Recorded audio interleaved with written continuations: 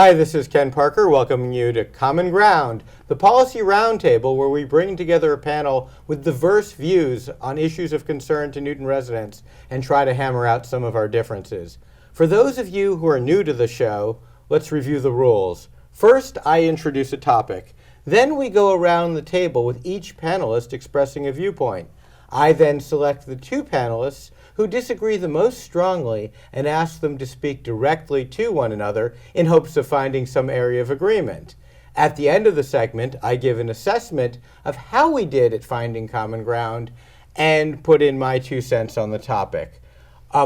This episode, it will not be a particularly challenging task for me to find the two panelists who disagree the most strongly or agree the most strongly for reasons that will soon become obvious. This is our first episode of the new year, 2020, and we're getting off the year to a fabulous start with a experienced Common Ground panelist and a terrific first-time panelist.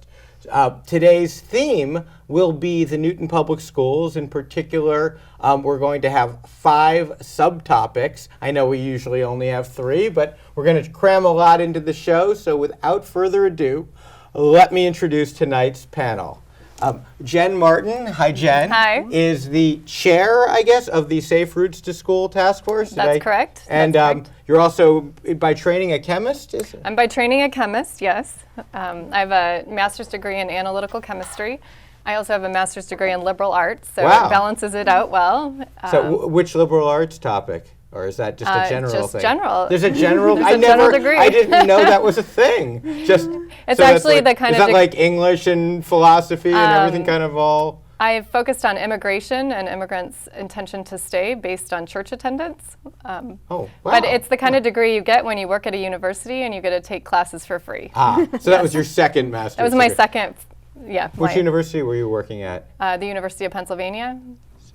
Yeah. And how long have you been involved in Newton's Safe Route to Schools Task Force? So I moved to Newton about 9 years ago, and I walked everywhere. And when my son went to kindergarten, Service was looking for a new Safe Routes person, and my neighbor stopped me and said, "I see you walking everywhere.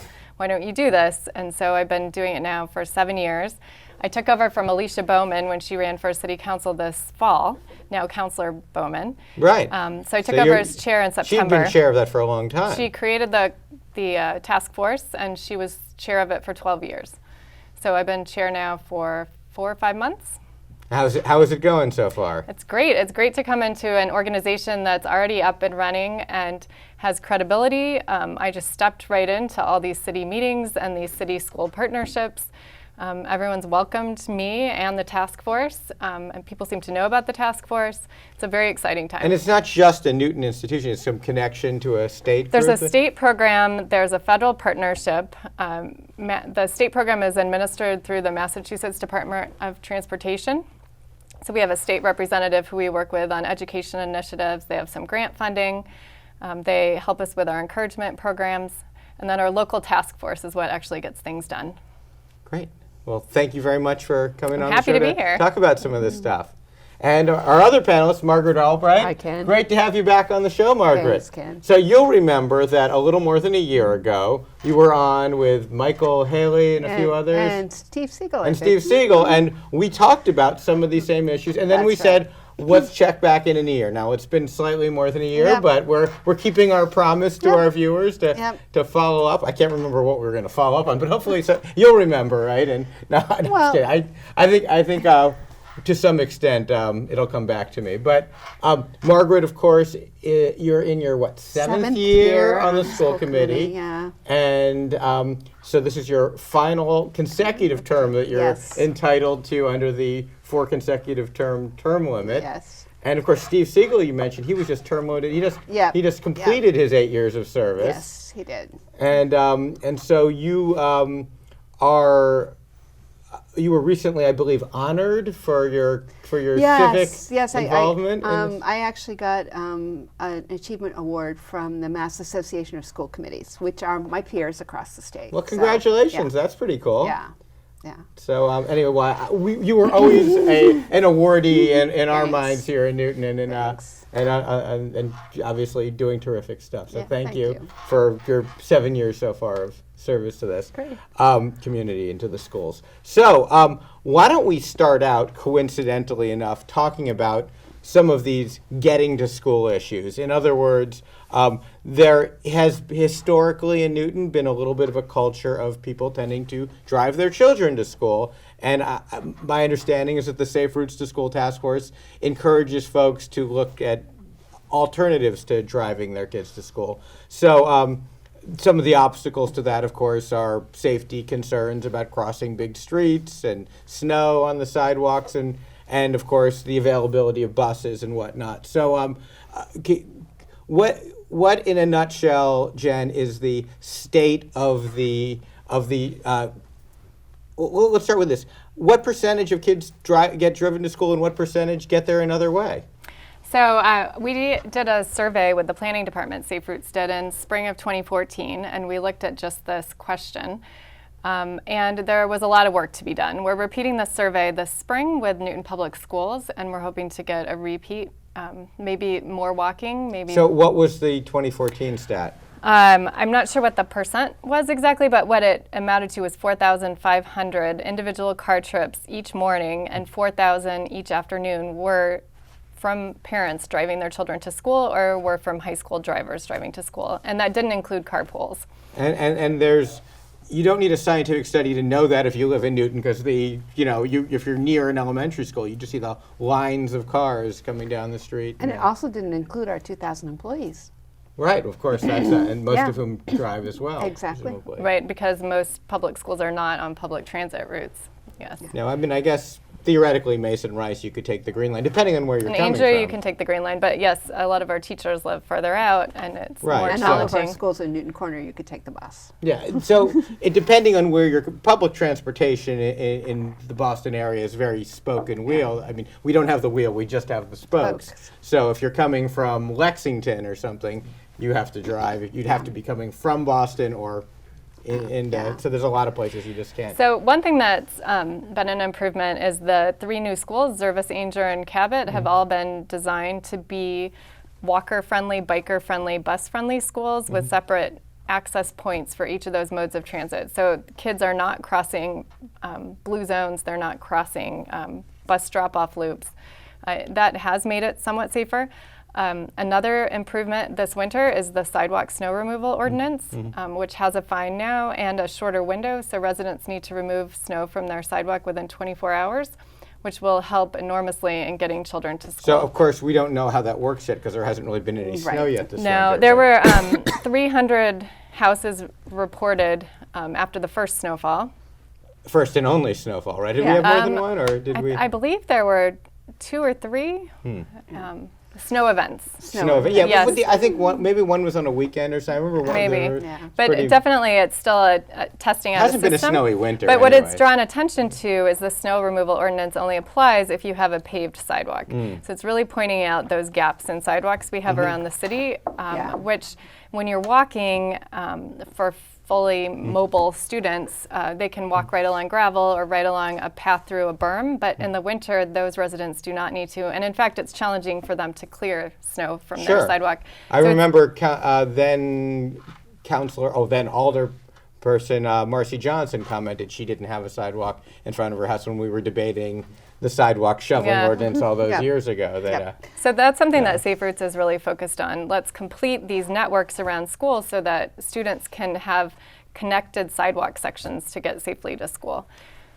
So completing the sidewalks, what about maintaining them? There's so many of these big potholes in the sidewalks. It seems like it gets worse every year. Has the Safe Routes to School Task Force done any work on identifying and getting the city to budget? I mean, it always strikes me that the city's much more interested in patching the streets than they are fixing the sidewalks. We have a group, or not we, the city has a group who's working right now on mapping the sidewalks, because that's the first step, including assessing the quality of those sidewalks.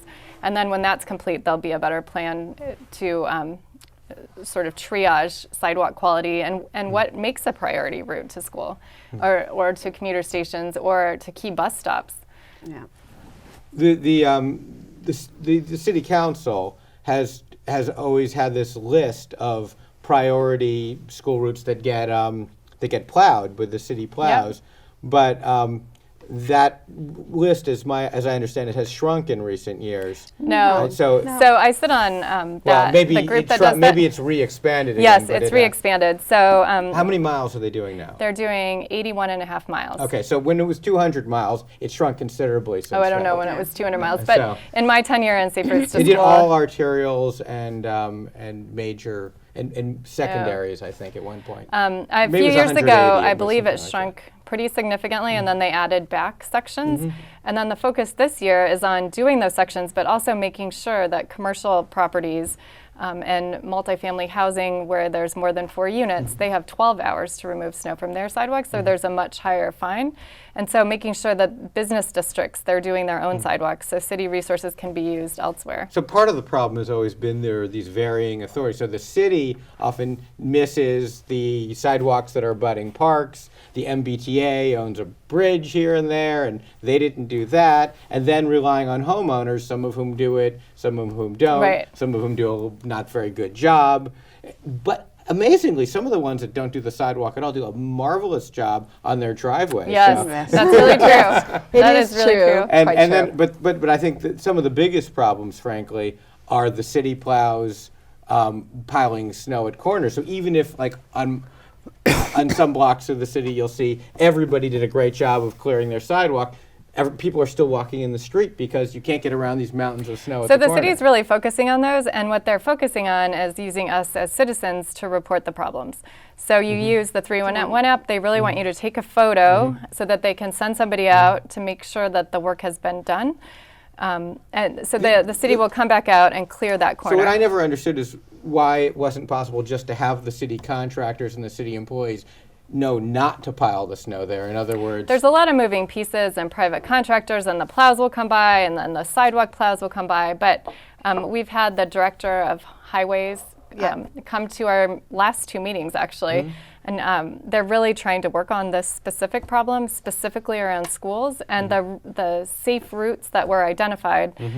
Schools are one of the first priorities, then bridges, the MBTA stops, key village routes. But they hand clear 148 sites now. And a lot of it is those corners. Like I know around Mason Rice, there used to be some really big snow piles that aren't there anymore. So I think one of the really important things that's come out of this work is everybody is working together better. There's more communication in terms of us understanding why certain things happen in the city, and the city taking our feedback more in terms of the routes and the problems. And Yes. so I think we're more collaborative in terms of what we're trying to get done. Also with principals, there's a plan for principals and custodians to immediately communicate school concerns so they can be cleared and removed before students get there. That's new even this year. so in terms of alternatives to driving, do we have a sense of what the breakdown is in terms of use of the bus, biking, walking? What are the Well, I know that we had 4,000 students on the bus last year. 4,000 students throughout the system on the bus? Right. How many of those were elementary? Don't know. Because as you know, Margaret, I think the most wonderful decision that you and your colleagues on the school committee made in recent years was to make the elementary school buses free of charge. Yeah. And I think that would be a great thing to do to encourage people at all levels of the system. But we had 4,000 bus passes issued. I don't know How many people actually use them, right? right. And of course, a lot of people got bus passes at the elementary level because it was then free and may not have used it that often. Yeah. Yes, that is something that certainly Safe Routes has an eye on, that it would be wonderful to increase bus ridership by removing the bus fee. The bus fee only pays for 15% of the cost of the bus. It only paid for $520,000 of the bus this year. I believe the bus cost is close to $3 million, $3.4 million. So each bus costs us $100,000 a year. How many buses are there in the system? 48.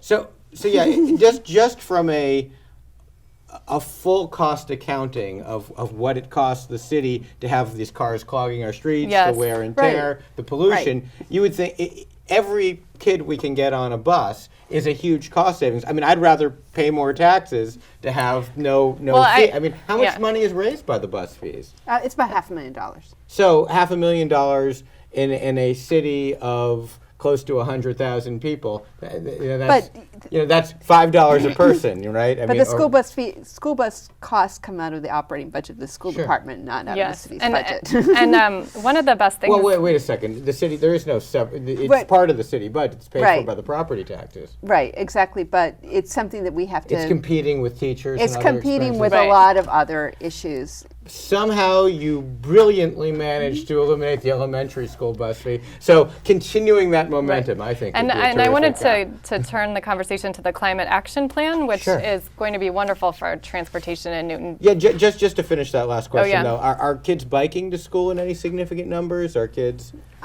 We installed new bike racks at almost all Are there of the bikes schools. on the racks? Most of the reason we installed new bike racks is most of the bike racks are full. At Newton North, if you go by, there's bikes attached to all the fences by the track. There's 2 new bike shelters that are covered at Newton North and Newton South. So at the high school level, kids are biking. What about middle school and If you go to elementary? Oak Hill or Brown, all the bike racks are full. And a day as well. A day as well, yeah. How young do kids start biking to school? Obviously, the younger elementary. We do grades, bike safety training in 4th or 5th grade, and that's really when students start So to really bike. not much of the elementary years. So probably No. not biking very much. And the other thing is to remember that some of our high school students take the MBTA. The number 59 bus drops right in front of Newton North. And the 52 bus in And the front of 52 right in front of Oak Hill. So one of the things that is going on right now is the bus shelter for the 59 is being moved to right in front of Newton North. It had been further down. So that students will be able to wait in front of the school for the bus in the bus shelter. So buses, both the city bus, the school bus, and then the MBTA buses are being used. There's some biking. Is walking a big part of this? Walking is a big part of it, and especially at a school like Zervis, if you park and walk over to the school, you're now parking a quarter of a mile to a third of a mile away. So we have these park and walk zones. I'm sorry, if you park and walk over to the school? If you park and walk over to the school, you're still walking 10 minutes at these, as schools spread out a little bit more. So You're walking 10 minutes from where to Zervis? I'm sorry. So if you drive, park, and walk your child over to Where school. would you park to? I'm So we have confused. park and walk zones around some of our I schools see. now, areas that we've kind of. So rather than people pulling right up to the school, there's a They designated just area.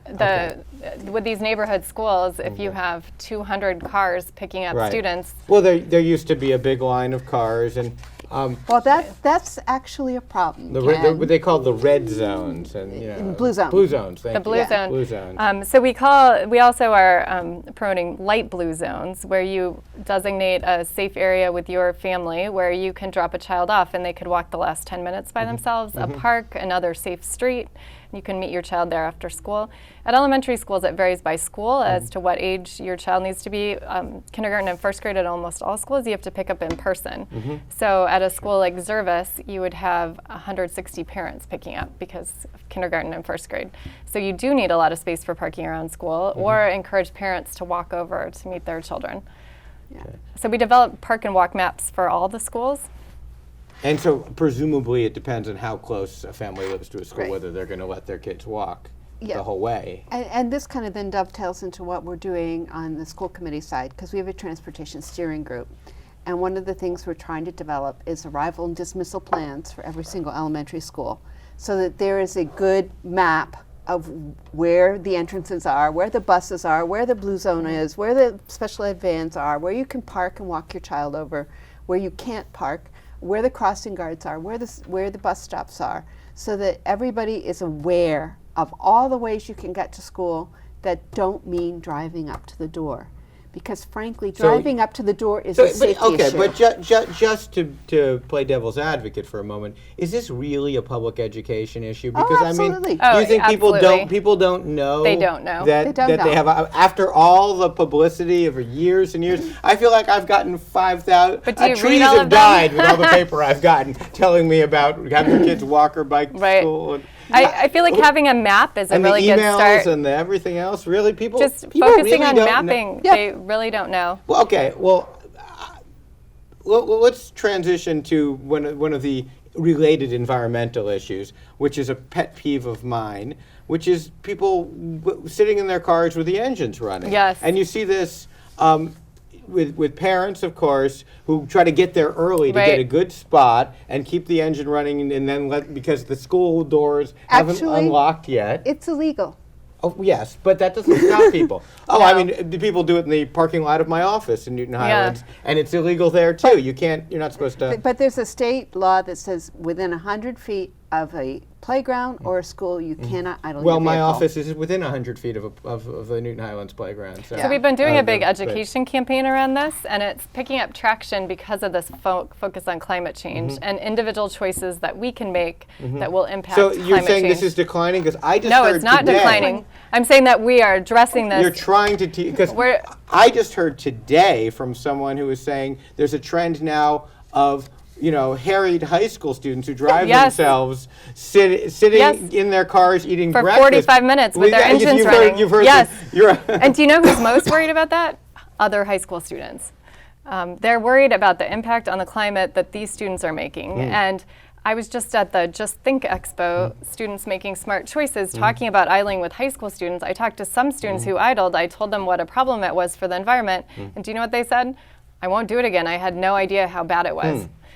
And the health issue, particularly for children, because the exhaust contains these microparticulates, which have been cause asthma. They've been known to cause heart disease. It's just like and it's disgusting too. And They're cars proud are of it, idling yeah. right in front of the playgrounds or right in front of the line of kids waiting to be Carbon picked up. monoxide too. In and addition to remember, the we're up particulates. here, but kids are down here Right. where the tailpipe is. So the good news is this year there are new blue zone signs with the state law no idling language in red in all blue zones in the city. The police are on board with enforcing Police this are as well. out there. I'll believe it when I see it. I mean, You keep watching. I don't. Did they ever given a ticket? No, to they're someone for idling? starting I mean, now. Yep, They're- it's a law. okay, well, this is another. We'll have to check back in here. no, See how many I would tickets are actually ready. like us. Well, I would like there to be no tickets issued because I'd like there to be no idling. Right. But Yeah. but yes, But I think in there's order an to get to education no idling, you're going to component. need some people getting tickets. an enforcement And I don't piece. think the police like writing that kind of a ticket. I just. Well, issuing warnings is a good first step. Okay. A great place for them to start would be those students at Newton South and Newton North who get there early and just don't know about idling. Okay, well, no, I mean, obviously there are. I've had these conversations. We've all. Sometimes they're awkward conversations where you're saying, Yes. it's. Please don't do that. I'm sorry, you're going to be cold. Yeah, right. Or, But Yeah. it's well, but it's funny. Okay, you can kind of understand it in the winter or in a really hot summer day with air conditioning. But I've seen people with their engine running on a 65, Yes. 70-degree day, and they're still sitting Right. there with their engine running. But the planet's on fire. Right. And I think that people feel a sense of urgency now that they haven't felt in a Yes. long time because, it's pretty obvious to all of us Right. that this is a really big problem. And every one of us who can do one small thing can help change things. And I think as a school committee and as a school district, we need to be able to be giving our students and our families that lesson of you can take a small step and make a difference. Well, people are hungry, and a lot of people are hungry for For ideas. what can I do? What can I do? To combat global warming, Yeah. but Turn off your engine. When Turn you're off your waiting for kid engine, at walk school. to school, bike to school, School. get on a bus to school. Right. These are things students can do. But at the same time, people are busy and they're hurrying to get. They want to be able. They drive to work not because they couldn't take the train, because they need to pick up their kid and get them to the soccer game, and it's just a matter of their convenience and in trying to manage their lives. So we need to make walking, biking, and taking the bus more convenient than driving. That's the thing that's going to reduce cars and traffic around schools. Yeah. Do you have an idea on how to do that?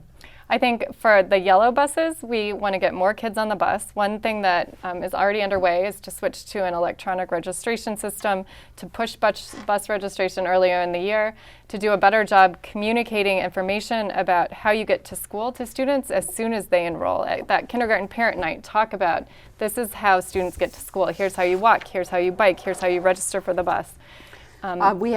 We had T-passes available at both the middle school and the high school this year, and The first day of school, And we yes. sent out communications to families of if your child can take the T, if they want to take the bus or the Green Line or whatever, you can get a pass at school, and your student pass. It allows you to ride the T for half price.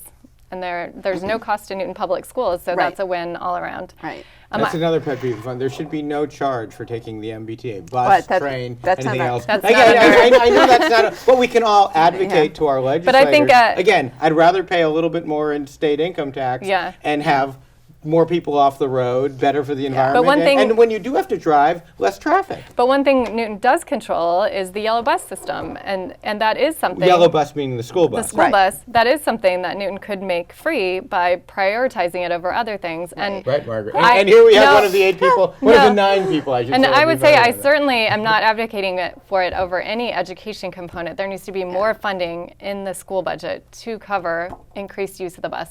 And you asked what we could do to get more people on the bus. We could add bus stops closer in to. Well, what I really, I mean, as from on a societal level, what can we do to make it more convenient to do things other than driving? It's just part of the problem is public transit doesn't necessarily get you where you want to But go. school all the time. buses get you to where students want to go. Right. So if we add more school buses in areas where students live and closer to schools, I think we'd see a dramatic increase in yellow bus ridership. Well, that's part of why we're changing the bus registration system. So the bus registration system will be done through the student information system called Aspen. And so you'll be able to sign up for your bus and print your bus pass from Aspen instead of getting it mailed to you. And you'll be able to pay with your credit card through the system online. And you'll be able to pay Or in not ex- pay if your child's in elementary school. or not pay. Right, exactly. And if your child's in elementary school, it won't accept your, it will Right. tell you. So let me ask you this. Is there any way of tracking actual ridership? Not how many people have the passes, but how...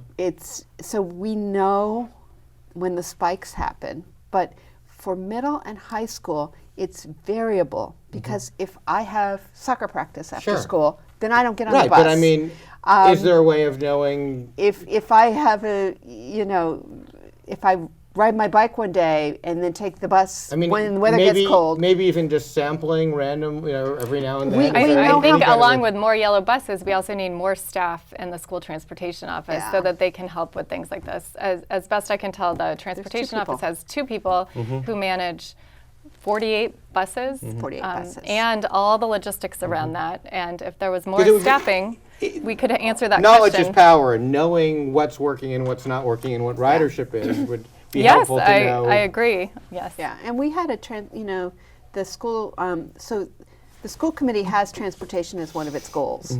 And we had a consultant come in last year and look at our routes and everything, and we're fairly efficient. And we do a really pretty good job with the buses that we have. But there are so many things that drive the cost of the busing. For example, we went out to bid with this latest bus contract. We had 1 respondent on the bid. We reissued it. We still had 1 respondent on the bid. And it's the same for just about every school district across So what the can you state. do about that? Every district faces the same thing. They put out the RFP, they get 1 respondent. So you put things out to bid, you only get one One bid. Right. So what can you do about that?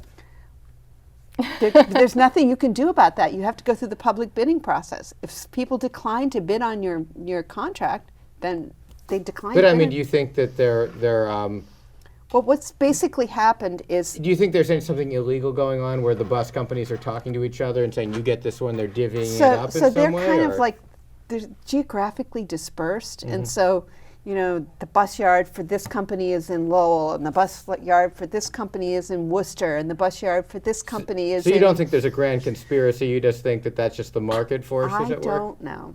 I wouldn't care to speculate. Okay.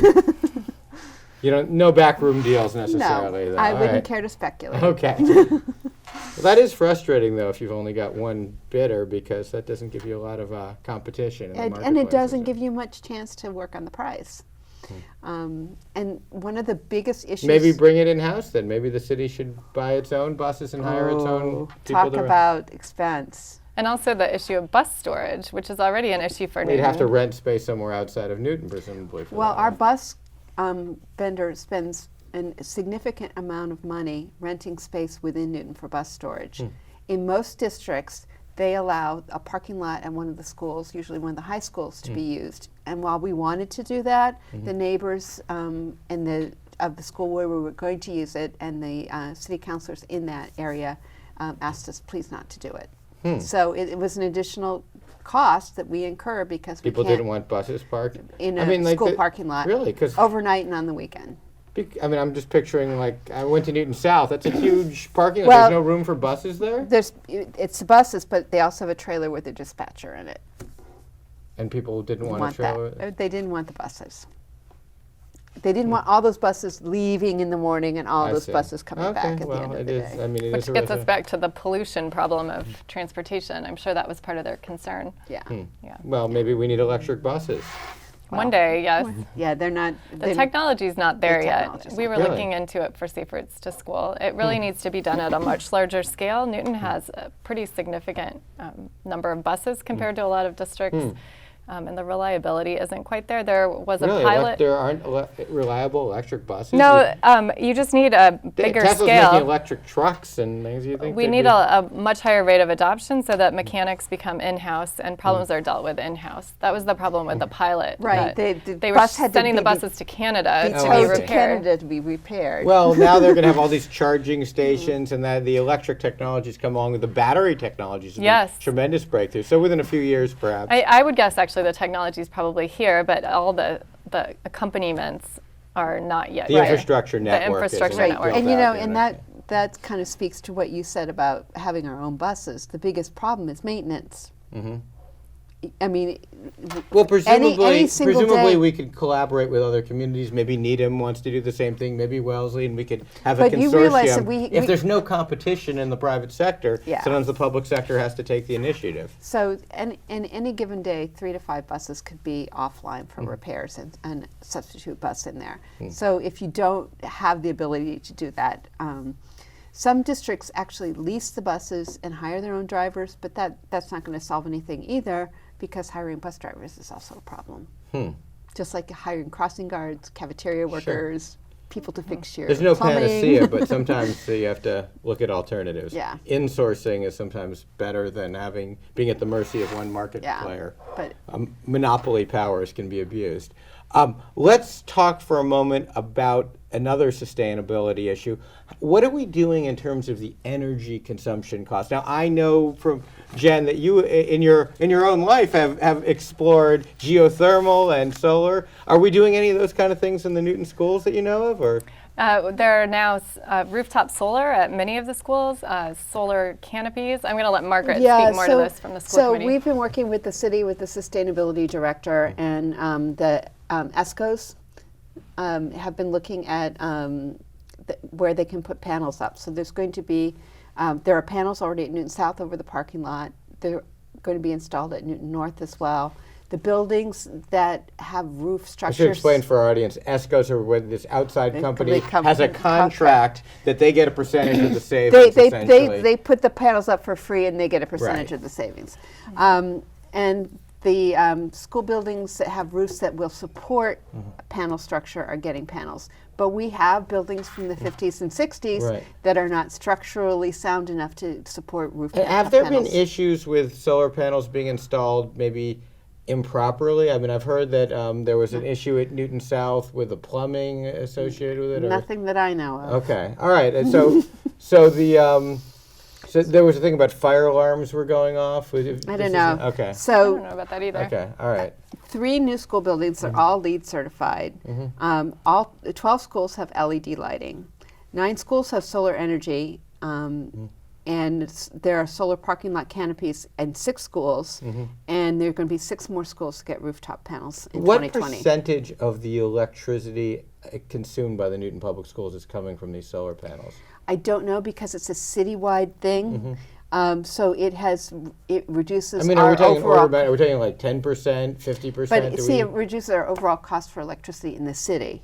We buy electricity in the city as a city, not as Newton Public Schools. Okay, So well, we just right. So So what it I'm saying is, reduces our like- rate of what we're paying for electricity. Sure, but I'm just trying to get a sense of like what our city's I don't carbon know. footprint is. No. I mean, That wouldn't be something that we would know. yeah, no, I mean like. It's in the Newton Climate Action Plan. Yeah, no, but not that clearly though. I mean, if you look at In the appendix. the if you look at the statements of goals, I mean, at least the last version I downloaded of all this, it's still it's how many BTUs the city is using each year.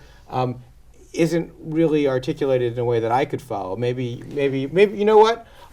Well, I'll try. I'll research this some more, and if anyone has a link, I'll announce it. We'll put that link on the next show. But So usually when we get fiscal and operational reports at the school committee, we get the costs, utility costs for the quarter for each of the buildings, and the cost per square foot for heating and electricity. It has gone down for the most part, but we have buildings that have is electricity. that just global warming? The temperatures are warmer, so we're doing less heating. I know that You there was a can never 5-year period where like, oh wow, our electric bills are our But heating you bills are also going now down. have and more then- schools with air conditioning than we've ever had before, Right, too. and we Yeah. have a lot of the newer school buildings have much more sophisticated air handling and HVAC systems, and consequently they use more electricity because of that. We also More have electricity because Yeah. of it. And we also have electric charging stations at most of the schools, many of the schools, at Yeah. least the high schools, For charging cars. for charging cars. Yeah. So a building like Newton North, which has a lot of systems, uses much more electricity per square foot than older buildings do. But they're all still oil and gas heating, though. We don't have any electric heating in the schools? So or- we will. We're renovating 687 Watertown Street, which used to be the Horace Mann School, into the new the preschool building. That has a very ancient heating system called Just hold on a second. Preschool building? preschool. It's going to have the Newton Early Education Program will be moving from where it is. From the Ed Center, then? No, it's been housed temporarily at the Aquinas building for the last 3 years. Okay. We have to move those students out of there in order And to renovate. what ages are those students? So those children are ages 2.9 to 5. And is that a free service of the city, or is that something people are paying for? Legally, we are required to offer early intervention in preschool for children with special needs. And so we have an integrated preschool. So students who are not special needs can tuition into it. But a great deal of what we offer at that school is early intervention, and that can be for children not enrolled in our preschool. So that's interesting. So children, I didn't know this at all. That So if your child is 3 years old and they have been identified as needing early intervention with speech therapy or occupational therapy, so that's a state mandate to cities and it's towns. a federal mandate. Federal mandate. Huh. So if your child is, in daycare in your workplace in the South End, but they need speech therapy, they are bused to Newton, get their speech therapy, and bust back to their daycare. Wow. So is there a federal grant that covers this, or is it? So it's covered under IDEA, the Individual with Disabilities Education Act. But we are required to do this, and every year we do Child Find, looking for children 2.9 years and older that may need intervention services. So we're required to do that. Every time you're on the show, or every time I talk to you, Margaret, I learned something totally new. Did you know about this? I did.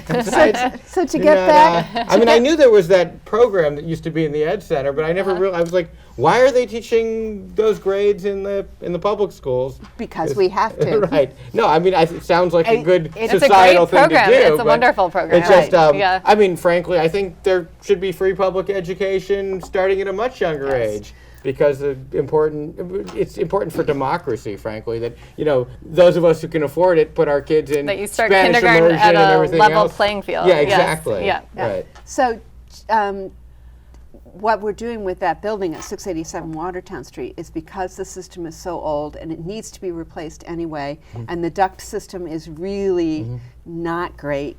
And kids who are in special education programs anyway go to school 11 months a year. So that school runs through the middle of July and starts again in the middle of August.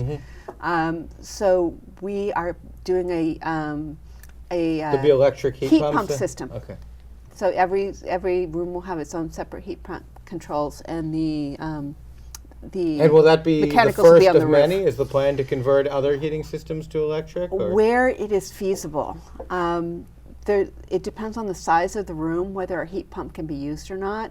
So if you have a big cafeteria, you can't use a heat pump in there. It's not efficient enough to be able to heat and cool the room.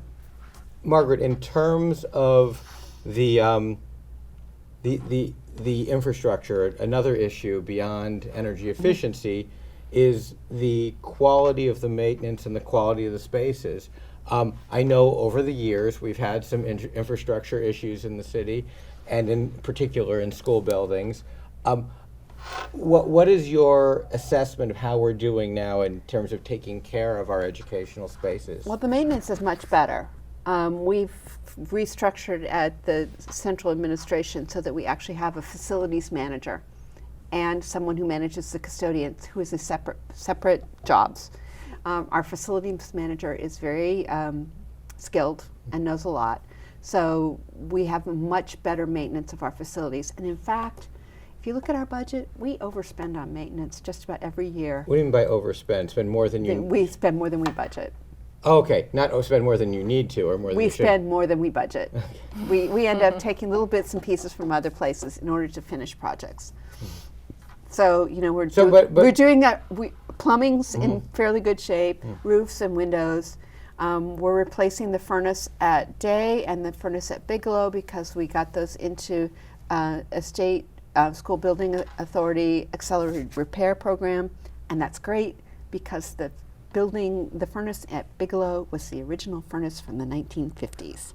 So we've had over the years a set of sort of planning documents for renovating our schools. I remember they had these so-called Tier 1 elementary schools at one point. I think it might have been Bowen, Williams, and Memorial Spalding. That was back in the 90s, before Yeah. my time. Before Sorry, your time. Ken. And then but then there was the next round, and you know, and so how are we doing in terms of staying on track with funding and planning Well, these renovation projects? The planning is on track. The problem is the funding. You know, we had those funded through the Mass School Building Authority, and that's how Ainger and Cabot were both funded. And that meant that the state paid 40% of the cost. Used to be 52% under the Well, old formula. Because of our community's Chapter 70 formula, we're at 40%. Well, if we were Lowell, we would be getting 80%. The school building formula changed. Right. It's under the previous treasurer. It's linked to your Chapter 70 formula now. And so the reimbursement is based on your local tax and your ability to tax and pay for things. But the program has gotten far more competitive. There are many school districts in other parts of the state which are shrinking and they're consolidating schools. So what a district that used to have 2 elementaries, a middle school and a high school, will now have 1 elementary and a 7-12. And so they're renovating or rebuilding their high schools to encompass their middle school population. And so does that give them a higher priority? Well, a lot of them are very low-income communities. So the last round, and they're not. The state isn't fully funding the program, so the list is getting. Well, the state does a fairly good job of funding it, but the list is pretty long because everybody's in line. There's a lot of school buildings in the state. There's one that's in use in Lynn that's from the 1840s, and they're still using it. You know, the funny thing is some of the older buildings are in much better shape Well, than this one- relatively new ones. this I one don't is know not- about that particular this one building, is but not in you good think shape. about, you know, Newton City Hall is not a new building, and and then we had Newton North, which we tore down Right. after a relatively short lifespan. But a school that was built in the 1840s doesn't have the kind of spaces you Sure. need now for, Right. Yeah. So, but, you know, the last... It hasn't been renovated to change the Well, spaces? it has a little bit, but There's only so much you can do. there's only so much Yeah. you can do with a building like that. But the last round was, you know, Pittsfield and Orange and Bottom Adams got bottom funded. line is, how would you assess our infrastructure? How are we doing right now? So we've got some challenges ahead. We've got some schools that are on the old side that need some work. Franklin, Ward are both, you know, fairly old schools and need some work to bring them up to what we need. Countryside definitely needs some work. It's built on a wetland. It floods on a regular basis. It really needs to be rebuilt. That was built hastily post-World War II and not very well. The other side of, or the other part of school infrastructure, other than the quality of the maintenance and are the spaces good, is are the spaces big enough and are they located where we need them? And so in that vein, of course, we famously spent a lot of money recently building a new Newton North High School, and I was surprised to hear that even though we theoretically built in lots of extra capacity, that it was already full. How many high school students are there in Newton now, Margaret? There are about 4,000. There are about 2,000, approximately 2,000 at each high school. We had that population boom, 10 years ago with kindergartners. Those kids are in high school now. So what do the school department projections say? Do they think the high school population will decline then? It's supposed to go up and then back down again. How much more is it going to go up from where it is now? I can't be specific on that. I don't have the report in front of me. Is it true that the high schools are pretty much at capacity now? They're going to be very shortly. But high schools are different because teacher doesn't occupy one room for the whole day, but they move around. So it's going to take a little bit more creative scheduling on our part to be able. We're going to be using every room just about all the time. And there's no concern though that it will be over 100% capacity. No. Just need creative scheduling. Okay. Yeah. And what about the spaces at the middle school and elementary school level? Are we comfortable? We're doing an addition at Oak Hill, a 3-classroom addition is planned because that is a small building, and when we did some redistricting on the south side and made service bigger, we sent a larger population. It's a small building because it used to be an elementary school. Right, exactly. And it's right across the street from another middle school. I know, it doesn't make any sense. About, it doesn't make any sense. I was in the room when those decisions were being made. I didn't make that decision. That's before my time. Yeah, that was early in my time on the Board of Aldermen. And so we're going to be doing that, and we're doing some buffer zoning between Bigelow and Day for students who are new to the district, not students who are already in an elementary school. But if you were moving into Newton and your child was in 7th grade and you're in the buffer zone, you might be sent to another one of those schools. So just to be clear, though, we have enough middle school space in the city and we have enough elementary school space in the city? We have enough. It's going to be tight for a few years, but we'll make it. When you say it's going to be tight, which ones? Middle schools are going to be tight for a few years? The middle schools are going to be tight for a few years, and the high schools are going to be as this bubble moves. What about the soon. elementary schools? Are they? The elementary schools are doing better because we've had the bubble already passed through the elementary schools? So it's no longer going up. It's kind of steady. And do the projections count these recent development proposals like Northland? Anything that's been permitted is counted in it. So, but I mean, some of these are very recently permitted. But we have something called the student generation ratio, which gives us an estimate. But remember, we do really well on these projections for 5 years. After because that, the children are already born and living in the city, right? That's true. Because they exist. Well, but we're counting population that's born, whether they live in Boston or live in Lynn or live here. They're people that we know exist. It's when we start talking about the people that we don't know. We don't know what the birth rate's going to be, right? And we don't. Well, and also the question is immigration rates. Elderly people who no longer live in their home for whatever reason, those houses can turn over, and then you get a wave of young people moving in and having. Well, as families. Someone who works in the public health sector, I can tell you that in the last decade, the population of Massachusetts would have gone down if it were not for immigration. And would the population of Newton have gone down if it weren't for immigration? Yes. So Newton has a lot, it has a lot of immigrant population. Yes. So so the it certainly is changing demographically, but I always feel like Newton properties are in demand no matter no matter where people are coming from. Newton's a popular place so many to live. people move here for the schools. Right. So this is what I always think when you talk about. They say, "Oh, this development." When I was on the Board of Aldermen, always hear, "Oh, this is going to be marketed to seniors." And then, of course, like they said, they had the Avalon thing or whatever. Then you find out that there's quite a few kids in it, even though it was marketed to seniors. And of course, that's great, and it's great to have people. The students who live in the Avalon go to Zervis, to Countryside, and to Ainger, and they add so much vibrancy to our community. A lot of them come from all over the world. Sure. That's been a wonderful addition. So it's not a bad thing that we have people moving to the city, but we need to plan to have the capacity. Exactly.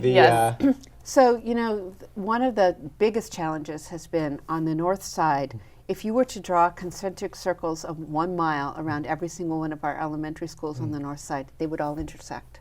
Because it's much Because it's the older part of the city and things were built more densely populated and the schools were built very close together. Well, Margaret, you and I have talked about this before, but historically Newton had neighborhood elementary schools, fewer than 300 kids at a school, and people with every school was walkable. We had at one point, I think, 25 elementary schools. Yeah, so and so of course and you can go down the list. Hyde, Davis, Again, before my time. Okay, well, no. I mean, Hamilton. I mean, but you think about how many, quote, community centers. I didn't live here Emerson. then. I didn't live here then. I have no idea.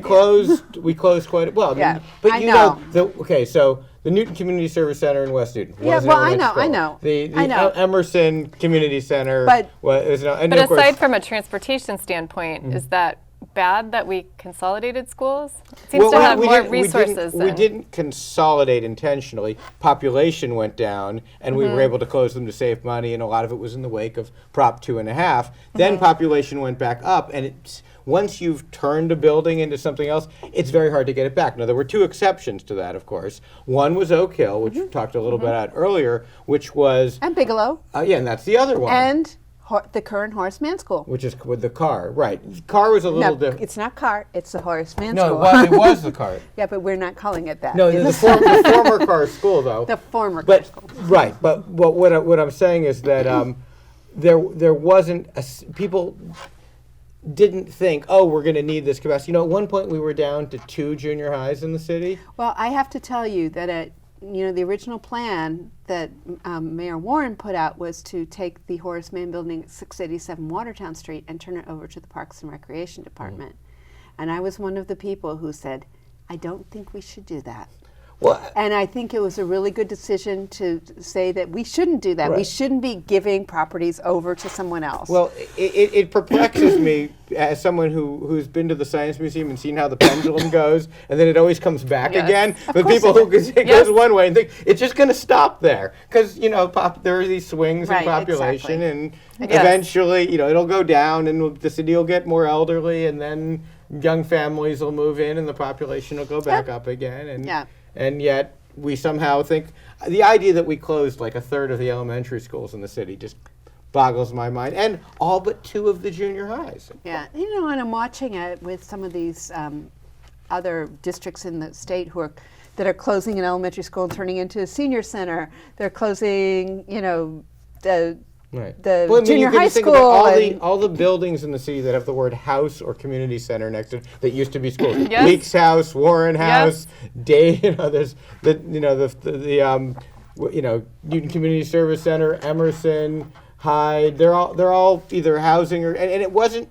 But it's not that housing isn't a noble and important thing to do, and community centers aren't wonderful. It's the idea that we would never need these spaces again as schools. Yeah. And so, of course, in answer to your question, do I think it's is this more efficiency? No, I think having walkable schools would have been a good thing. It just, we didn't have the foresight to, and I think everyone would agree it's lousy that we have 2 middle schools across the street from each other, but our lack of planning put us in a position where that's what we ended up with. At Oak Hill and Brown middle schools are about 27 feet from each other. That's not the way you would plan it out in a perfect world. Well, the other thing to remember is currently the MSBA would not pay for you to build a 300-student school. They just wouldn't do it. It doesn't fit their model and criteria. Again, if we hadn't sold them off, we'd still have them. But the lesson isn't to fight yesterday's battle. It's to plan for the future now, and to be more proactive as we, as the city council approves, for example, developments, one of which will more than double the number of housing units in Upper Falls. They're talking about sort of, really radically increasing the population in the city. Why do you think Countryside School is next on the list? Right. It's such an opportunity for Countryside. Yeah, it's an opportunity. Yes. Not that Countryside's never been overcrowded before or anything, right? No, but and part of it is the core infrastructure of the schools, like cafeterias and libraries and things. They don't necessarily get bigger when there's more kids being in more Or they get additions turned into put on. classrooms. Right, exactly. So frequently, you lose some of some of what Right. makes it a complete learning environment. We only have a couple minutes left, so Margaret, I want to give you an opportunity to toot your own horn and the horn of your colleagues on the school committee. What is your proudest accomplishment for the school committee over this last term? What's the thing that you're most glad that you got done? Well, I think the transportation work we've done has been really important. And the most important part about it is that we have every single city department that is touching this issue, sitting in the room together, solving problems. So I take and that has never happened that's interesting. before. So it's not the contract. Oh, that was very interesting. Not proud of the not at the top of your list. Okay, all right. And by the same token, what do you think the biggest challenge or the biggest couple challenges facing the school committee over this new 2-year term will be? Well, so we have all of these school building issues coming up, and the likelihood of getting MSBA money is pretty small. So we have to figure out how are we going to pay for the renovation of the Aquinas School into Lincoln Elliott? How are we going to pay for a new countryside? How are we going to pay for Franklin and Ward, which are next on the list? Those are So projects. you don't think enough has been budgeted for these projects? We haven't budgeted them. They've got to be bonded. But what is our bonding capacity if we don't get the if the state isn't coming up with 40%, if we have to come up with 100%, what are we building, how much will it cost, and how are we going to pay for it? And the next question in that line of questions that you didn't just ask is whether we need an override or a debt exclusion to pay for it. But what do you think? Will we? Even if we got MSBA money, they require a dedicated funding source. So you either have to commit to bonding it or do an override. I mean, do you think it's likely we're going to need, we've done it in the past, obviously. We've done overrides and debt exclusions, which technically aren't overrides for some of our school infrastructure. Yeah, I can see debt exclusions coming up for several projects. In this current 2-year term? I don't know. That's the mayor's decision. Well, would you if the mayor were here and said, "What do you think? Should we put it? Will we need one?" Oh, she knows better than I do. That's a very. You've never been that much of a politician before, Margaret. Come on. She knows the city's budget better than I do. Okay, but what you're basically saying is you're going to need more money, and if the mayor can't come up with it from somewhere else, she's going to have to put it on the ballot. All right, I got it. Yes. Is there, let me ask both of you, is there anything that we didn't get to that you wanted to talk about this stuff? I just wanted to tie it into Newton's Climate Action Plan. That passed in November, and transportation is such a big component of that, and I'd like for Newton citizens and students and parents to really focus on transportation as a climate That's a great segue impact. because our April show will be on the Climate Action Plan and on the Wonderful. And our Earth Day themed show. So thank you for that ad. Thank you. It's Thank great you having very you on the much. show. Thank you, Thanks, Margaret. Thank you to our wonderful crew. We have Brian directing, we have Will, we have Eric, and thanks to everyone here at New TV. And thank you at home for watching. Please join us again next time when we try to find just a little bit more common ground. How can I help my daughter with her reading? Searching for help with Dachshund breeding. How can I help my daughter with her reading? Information on hot water heating. No. Sarah's bright, but when she's reading, she has trouble sounding out the words. World music playing track now. No. Let me try. Our daughter gets confused about which details in a story are important. Which paper towels are most absorbent? What? Here are 5 product reviews. Why are you not getting me? See, I told you. Wait, I was trying to show you how Sarah feels every day. Frustrating, isn't it? Redirecting to understood.org. For the 1 in 5 kids with learning and attention issues, this is what life can feel like. Explore understood.org, a free online resource about learning and attention issues, designed to help your child thrive in school and in life. Understood.org, because understanding is everything.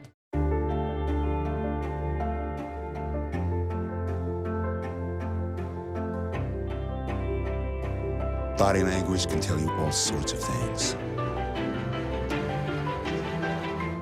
Like someone is having a stroke.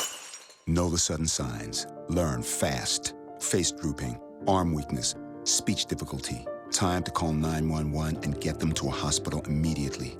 Learn the body language and spot a stroke fast. It takes less than 1 minute to find out if you may have prediabetes, and you can do it here. So what are you waiting for? Just go to the site.